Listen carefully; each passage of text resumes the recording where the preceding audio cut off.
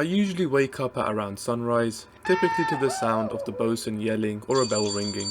Unfortunately, we don't follow any specific morning routines, and toothbrushes were not invented till 1938, so we just use some chew sticks. Sometimes we used salt and ash and rubbed it against our teeth to remove anything stuck to them. At 6:30 I meet up with the boys and have some breakfast. The go-to breakfast was hard track, which is a type of biscuit. This biscuit was usually infested with weebles or maggots, giving that extra protein. Sometimes we'd have dried meat like salted beef or the old reliable, some rum. We'd water it down though to make something called a grog, and we'd drink that. Now it was time for our ship duties. Each person had their own tasks.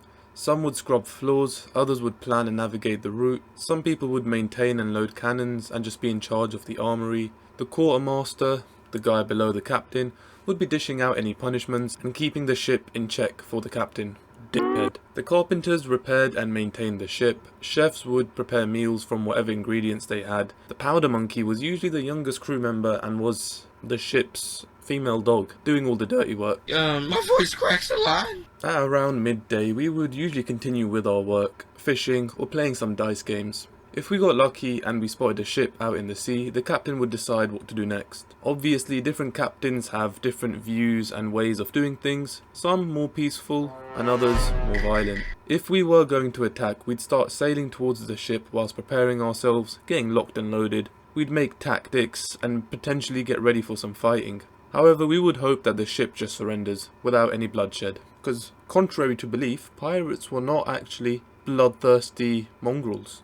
Not all of them. After around 4 hours of chasing, we finally make it to the target ship. We hope that the ship just surrenders. However, if the ship are being pricks, then we will shoot some cannons if necessary, swing on board, kill anyone that's pissing us off, and start examining the loot. Depending on the size of the loot, loading it all on the ship can take quite a long time. The loot was split based on a very strict hierarchy. The captain gets a lot of it, then the quartermaster, then the officers, then some skilled crew members, and then the useless peasants get the lowest. This is in accordance to the pirate code. By the time we have finished looting, it's been a few hours, and it's usually night time or evening.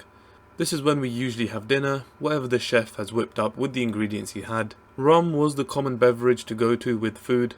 Drunken brawls would be pretty standard, sometimes we duel for fun. We also told stories, sang some banging sea shanties, and gambled. If we were lucky, we would make port and head to the tavern for a bit of nippy time. Don't say that's your special name for... Nippy. Oh God, it is! If we were not already passed out and asleep from all the drinking, I'd make my way into my hammock, drink a nighttime grog, and hit the deck.